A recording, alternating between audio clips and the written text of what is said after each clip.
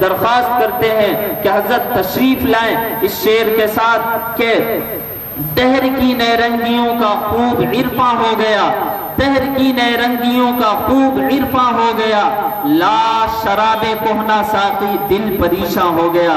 حضرت مولانا نظر محمد صاحب قاسمی، صدر جمعیت علماء مظفر نگر۔ الحمدللہ نحمده ونستعینه ونستغفره ونؤمن به ونتوکل علیہ ونعوذ باللہ من شرور انفسنا ومن سیئات اعمالنا من يهده اللہ فلا مضل له ومن يضلله فلا هادی له ونشهد ان لا الہ الا اللہ وحدہ لا شریک له ولا نظیر له ولا وزیر له ولا معین له ولا مثل له ولا مثال له وصلی اللہ تعالی علی خیر خلقہ محمد وعلی آلہ واصحابہ وازواجہ وذریاتہ واہل بیتہ اجمعین، اما بعد۔ عن ابی امامۃ رضی اللہ تعالی عنہ قال قال رسول اللہ صلی اللہ علیہ وسلم اربعۃ لا ينظر اللہ الیہم یوم القیامہ عاق ومنان ومدعن خمر ومکذوب بتکذیب او کما قال النبی صلی اللہ علیہ وسلم۔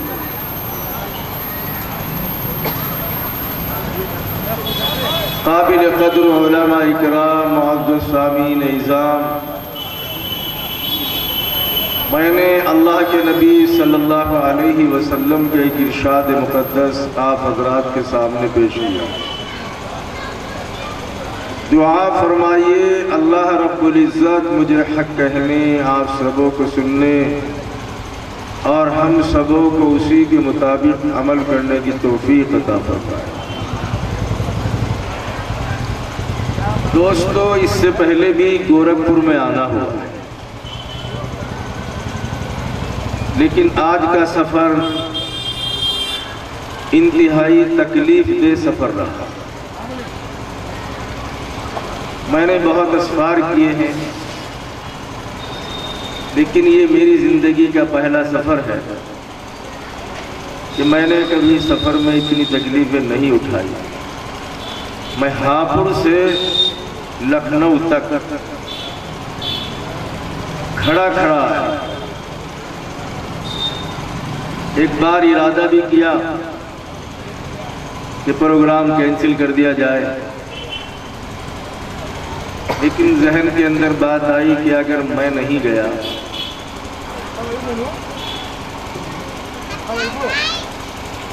تو مسلمان قاری دلشاد صاحب سے یہ کہیں گے کہ غلط نام لکھ دیا، ان سے بات نہیں کی۔ دونوں کی طرف سے بدظنی پیدا ہوتی کہ انہوں نے وعدہ کیا، وعدے کی خلافی کی، یا انہوں نے غلط نام لکھ دیا۔ مسلمان کی پہچان اور علامت یہ ہے کہ جب وعدہ کرتا ہے تو وعدے کو پورا کرتا ہے۔ منافق کی پہچان اور علامت یہ ہے کہ جب وعدہ کرتا ہے تو وعدہ خلاف کرتا ہے۔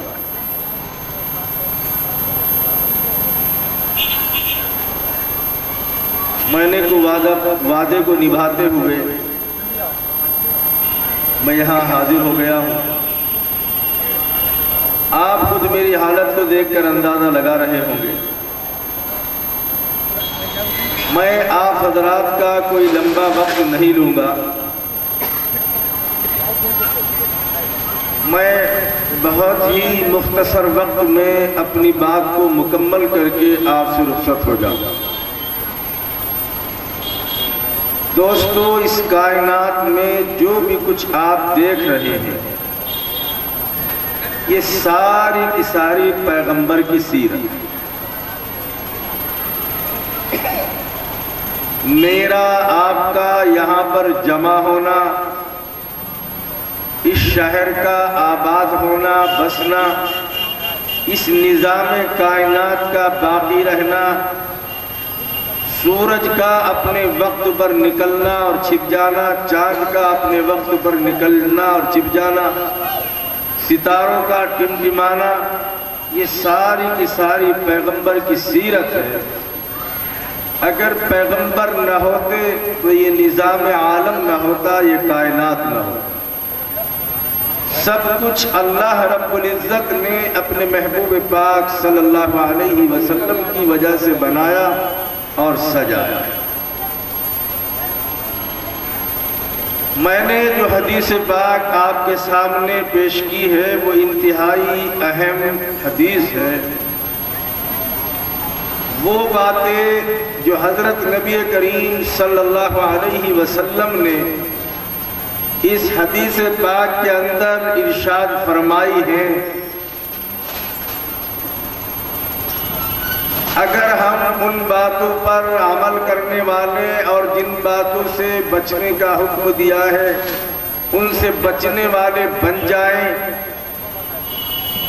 تو آپ یقین جانیے دنیا کا نظام بدل جائے، دنیا کے حالات بدل جائے۔ لا ينظر اللہ الیہم یوم القیامہ کہ 4 قسم کے لوگ ایسے ہوں گے، 4 طرح کے لوگ ایسے ہوں گے، کل قیامت میں اللہ رب العزت نظر رحمت ان کے اوپر نہیں ڈالے۔ یہ 4 بدبخت ہوں گے، بد نصیب ہوں گے، اللہ کی رحمت سے دور ہوں گے، اللہ کا غصہ، اللہ کا غضب ان کے اوپر بھڑک رہا ہو۔ قیامت کا دن بڑا ہی ہولناک اور خوفناک دن ہوگا۔ ایسا دن ہوگا قیامت کا دن کہ اس دن اللہ رب العزت بہت زیادہ غصے میں ہو، بہت زیادہ جلال کی حالت میں ہوگا۔ کسی نبی، کسی رسول کی اتنی ہمت اور جرأت نہیں ہوگی کہ وہ اللہ کی بارگاہ میں امت کی سفارش اور امت کی بخشش کے بارے میں درخواست کر سکے۔ حدیث کے اندر آتا ہے اللہ کے حبیب صلی اللہ علیہ وسلم ارشاد فرماتے ہیں کہ قیامت کے دن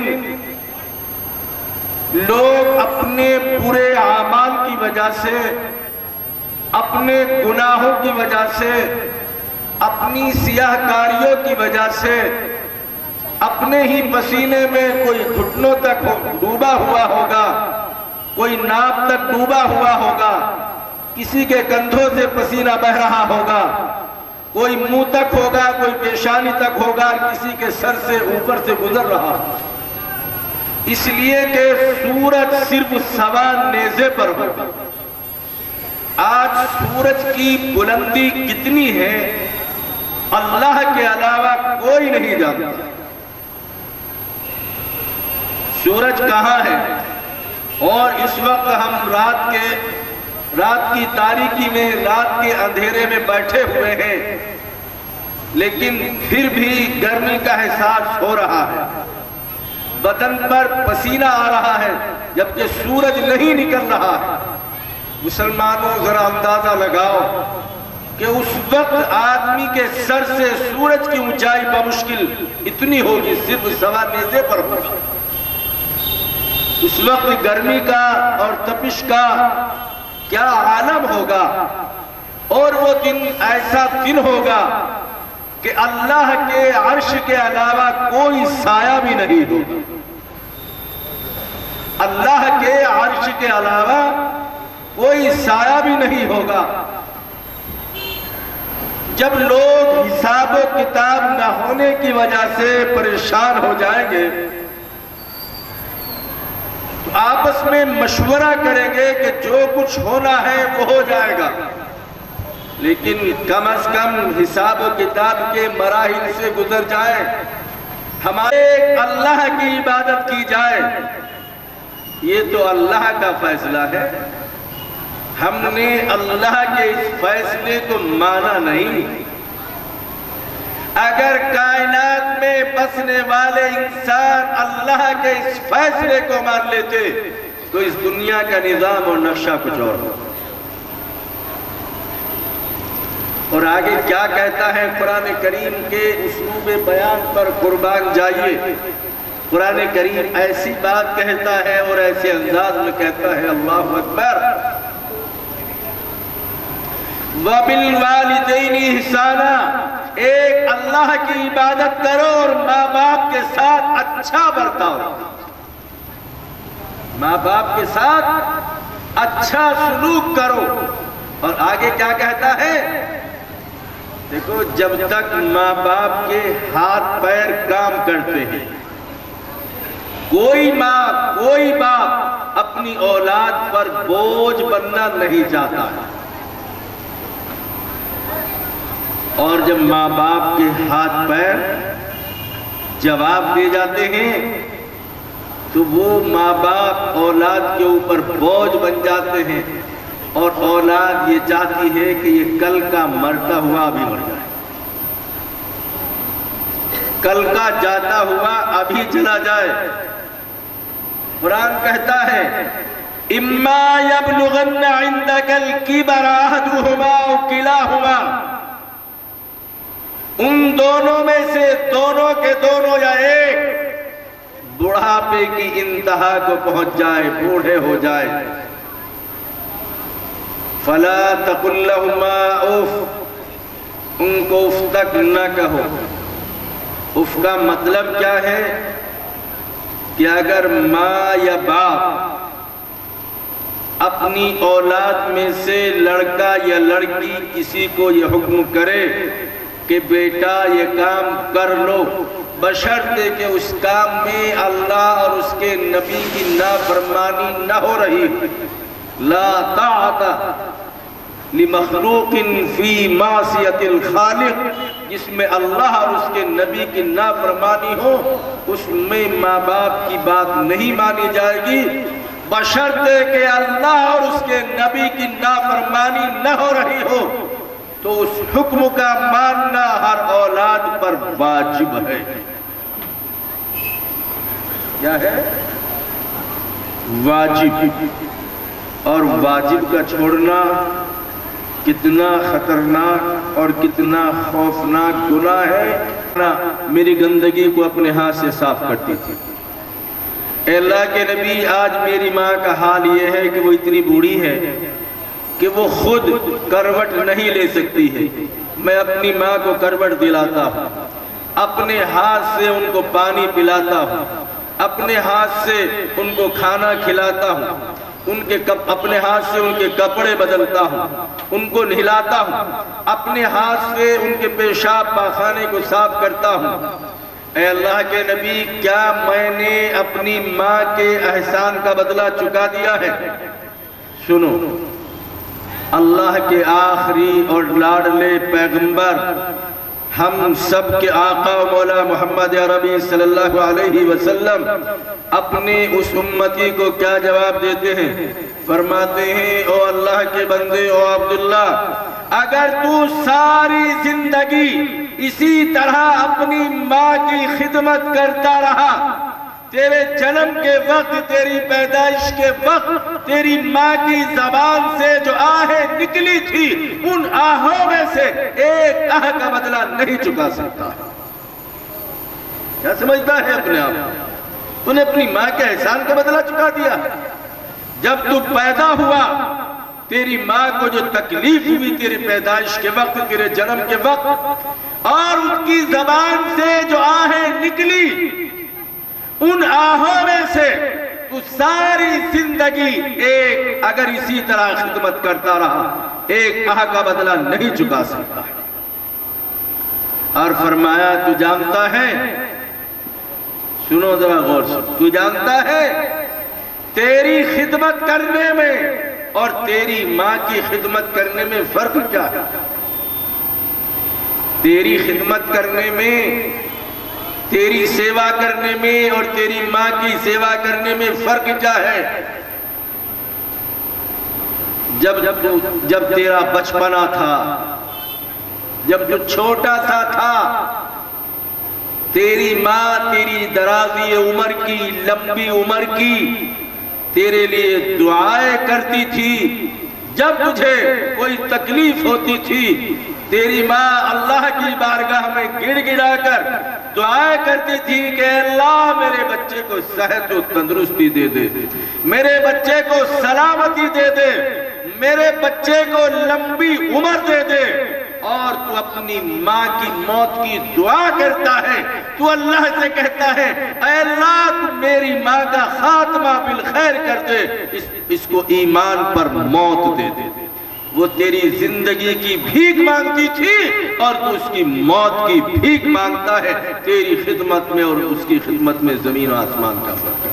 بولو وہ صحیح ہے؟ ہم اپنے ماں باپ کے لیے موت کی بھیک مانگتے ہیں اور ماں باپ اولاد کے لیے اللہ سے زندگی کی بھیک مانگتا ہے۔ اور فرمایا اللہ کے بندے کان کھول کر سن، تو اپنی بستی سے، اپنے گاؤں سے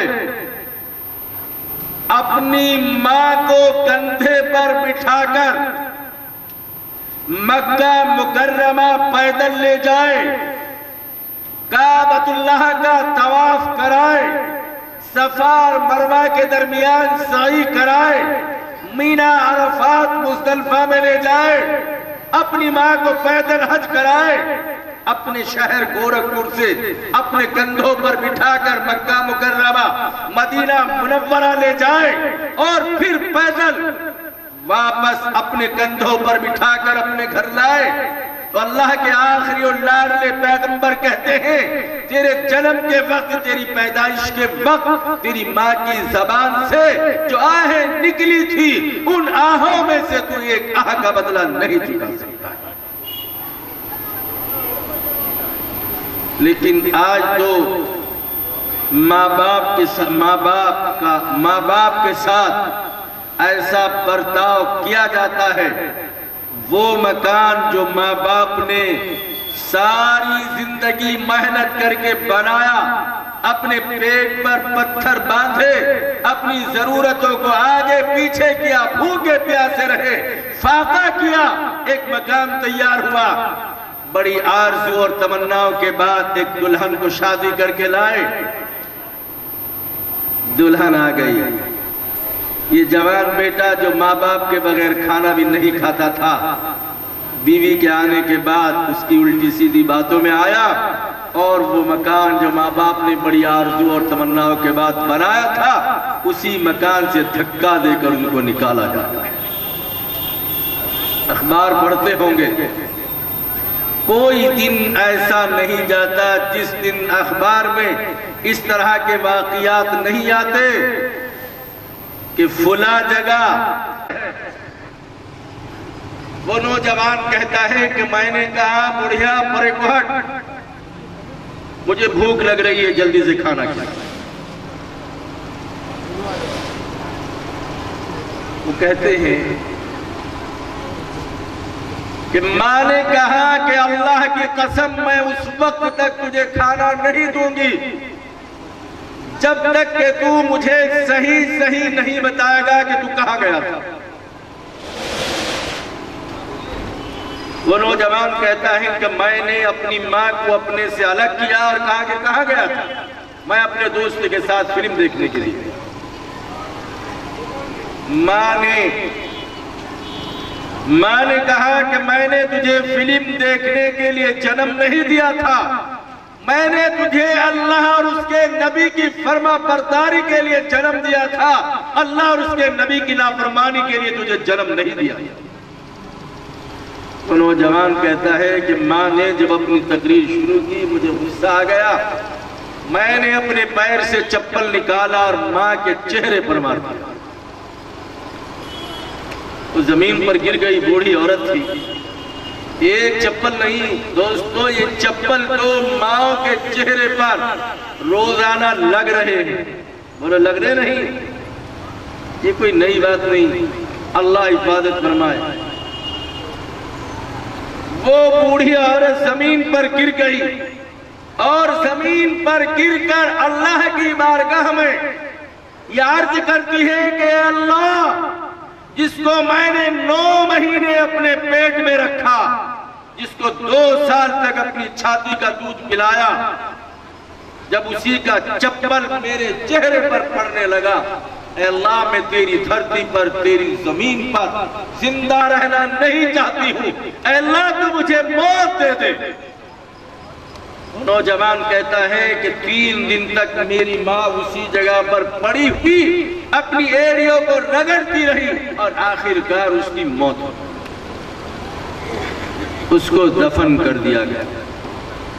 وہ کہتا ہے نوجوان کہ ماں کو دفنانے کے بعد آ رہے تھے، پیر میں ٹھوکر لگی، ڈاکٹر کے پاس گئے، ڈاکٹر نے پیر کو گھٹنے سے کاٹنے کا فیصلہ کیا۔ وہ کہتا ہے کہ میں جانتا ہوں یہ ڈاکٹروں کا فیصلہ نہیں، یہ اللہ کا فیصلہ ہے، یہ میری ماں کی بد دعا ہے۔ ماں باپ کی دعا بھی قبول ہوتی ہے، ماں باپ کی بد دعا بھی قبول ہوتی ہے۔ ماں باپ کو بھی چاہیے کہ وہ اپنی اولاد کے حق میں بد دعا نہ کرے۔ کبھی کبھی جب اولاد نافرمانی کرتی ہے تو ماں باپ کی زبان سے ایسے الفاظ نکل جاتے ہیں، اگر وہ اللہ کی بارگاہ میں قبول ہو جائے تو اولاد کے لیے مصیبت بن جائے۔ اس لیے ماں باپ کو چاہیے کہ وہ ایسے الفاظ نہ کہے جس سے کہ اولاد ہمیشہ کے لیے مصیبت کے اندر پڑ جائے۔ ماں باپ کو ستانے کا گناہ کتنا بڑا ہے؟ امام ترمذی علیہ الرحمہ نے ترمذی شریف حدیث پاک کی ایک بہت ہی مشہور کتاب ہے، ترمذی شریف حدیث پاک کی بہت مشہور کتاب ہے۔ اس میں اللہ کے حبیب صلی اللہ علیہ وسلم نے 14 چیزوں کو بیان فرمایا ہے جو علامات قیامت میں سے ہیں۔ اگر ان 14 چیزوں کو بیان کیا جائے تو اس کے لیے ایک لمبا وقت چاہیے دوستو، وہ 14 چیزیں ختم نہیں ہوگی اور مسجدوں کے میناروں سے اللہ اکبر کی صدائیں بلند ہونے لگی۔ ان 14 میں سے 2 یہ ہیں جن کو اللہ کے نبی نے ارشاد فرمایا، وَآقَى الرَّجُلُ امْرَأَتَهُ وَآقَّى أُمَّهُ وَأَدْنَى صَدِيقَهُ وَأَقْصَى أَبَاهُ، کہ جب دنیا کے لوگ اپنی بیوی کی، اپنی پتنی کی ہر جائز اور ناجائز فرمائش کو پورا کریں گے، اپنی بیوی، اپنی پتنی کی ہر جائز اور ناجائز فرمائش کو پورا کریں گے اور ماں کے ساتھ برا سلوک کریں گے،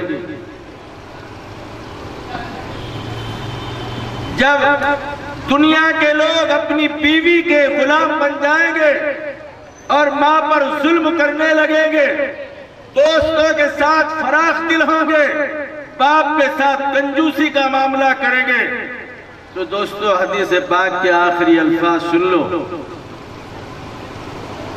اگر ہم کو تھوڑی سی بھی واقفیت ہوتی، اللہ کی قسم کھا کر کہہ رہا ہوں، وہ الفاظ ایسے ہیں کہ بدن کا رونگٹا کھڑا ہو جاتا ہے، بدن کے اندر کپ کپاہٹ پیدا ہو جاتی ہے کہ ماں باپ کو ستانے پر، ماں باپ کے ساتھ ظلم اور زیادتی کرنے پر اس دنیا کے اندر کیا ہوتا ہے، کتنا بڑا گناہ ہے، کتنا خوفناک گناہ ہے۔ اللہ کے حبیب فرماتے ہیں، وَأَتَى الرَّجُلُ امْرَأَتَهُ وَأَقَّى أُمَّهُ، جب میری امت کے لوگ اپنی بیوی کے اپنی پتنی کے غلام بن جائیں گے اور ماں کو ستانے لگیں گے، دوستوں کے ساتھ فراخ دل ہوں گے، باپ کے ساتھ کنجوس بن جائیں گے، تو حدیث پاک کے آخری الفاظ ہیں فَارْتَقِبُوا عِنْدَ ذَلِكَ رِيحًا حَمْرَاءَ، تو لوگوں کو چاہیے کہ سرخ آندھیوں کا انتظار کریں۔ کہیں کہ انتظار کریں؟ سرخ آندھیوں کا۔ اللہ کے حبیب صلی اللہ علیہ وسلم نے انتم مہرشی محمد عربی صلی اللہ علیہ وسلم نے ان 5 عذابوں کو نام بنام ذکر کیا ہے، اور جس ترتیب کے ساتھ ان 5 عذابوں کو ذکر کیا ہے، اسی ترتیب کے ساتھ وہ 5 عذاب دنیا کے اندر آ رہے ہیں۔ وہ پیغمبر جس پیغمبر کا تذکرہ دنیا کی ساری کتابوں کے اندر رامائن، گیتا، گرو گرنتھ صاحب، بائبل، ساری دنیا کی ساری کتابوں کے اندر جس انتم مہرشی کا تذکرہ ہے، وہ کہتے ہیں ماں باپ کو ستانے پر، ماں باپ پر ظلم اور زیادتی کرنے پر، ماں باپ کو گھر سے دھکا دے کر نکالنے پر اس دنیا کے اندر کیا سزا ہے؟ فَارْتَقِبُوا عِنْدَ ذَلِكَ رِيحًا حَمْرَاءَ، لوگوں کو چاہیے کہ سرخ آندھیوں کا انتظار کریں۔ دوستو، سرخ آندھیوں کا دور ختم ہو چکا ہے۔ 2-4 بوڑھے بیٹھے ہوئے ہیں، ان سے معلوم کر لیجئے، ہو سکتا ہے انہوں نے نہ دیکھا ہو یا ان کے بچپن کا معاملہ ہو، لیکن انہوں نے اپنے ماں باپ سے ضرور سنا ہوگا کہ پچھلے زمانے میں سرخ آندھی آتی تھی۔ کیا مطلب؟ ہوائیں جہاز چلتی تھی؟ نہیں، ہوائیں تو ایسے ہی چلتی تھی جیسے آج چلتی ہے، لیکن جب آندھیاں آتی تھی آسمان کا رنگ لال ہو جایا کرتا تھا۔ اس کو اللہ کے نبی نے، انتم مہرشی نے سرخ آندھیوں سے تعبیر کیا۔ فَارْتَقِبُوا عِنْدَ ذَلِكَ رِيحًا حَمْرَاءَ، لوگوں کو چاہیے کہ سرخ آندھیوں کا انتظار کریں۔ اور آگے فرمایا زَلْزَلَةً وَخَسْفًا، زمین پر زلزلوں کا انتظار کرے، بھوکمپ کا انتظار کرے، اور زمین میں دھس جانے کا انتظار کرے۔ زمین پر زلزلے یعنی بھوکمپ کا انتظار کرے اور زمین میں دھس جانے کا انتظار کرے۔ یہ دور جو چل رہا ہے یہ زمین میں دھس جانے کا اور بھوکمپ کا دور ہے۔ پیغمبر کی بانی کے، پیغمبر کی زبان مبارک سے نکلے ہوئے الفاظ کی صداقت کو دیکھیا، اس کی سچائی کو دیکھیا۔ دنیا کے اندر جہاں پر بھی بھوکم آیا ہے، بھوکم کے ساتھ ساتھ زمین کے اندر دھسنا بھی ہوا ہے۔ ابھی چند سال پہلے گجرات میں بھوج اور اس کے قریب کے ضلعوں میں، جنپدوں میں بھوکم آیا۔ بھوکم کے ساتھ ساتھ زمین کے اندر دھسنا بھی ہوا۔ اس کے 15-20 دن کے بعد میرا جے پور میں جانا ہوا۔ جے پور کے لوگوں نے ہم کو بتایا کہ جے پور روڈویز کی بسیں، جے پور روڈویز کی 4 بسیں بھج جا رہی تھی، زمین پھٹی، چاروں کی چاروں بسیں اندر۔ کوئی یہ بھی آج تک پتہ نہیں لگا سکا ان بسوں میں یاترا کرنے والے یاتری کون تھے، ان بسوں میں سفر کرنے والے مسافر کون تھے۔ اس سے پہلے مہاراشٹر کے شہر عثمان آباد، لاتور کے اندر بھوکم آیا۔ جہاں بھوکم آیا زمین کے اندر دھسنا بھی ہوا۔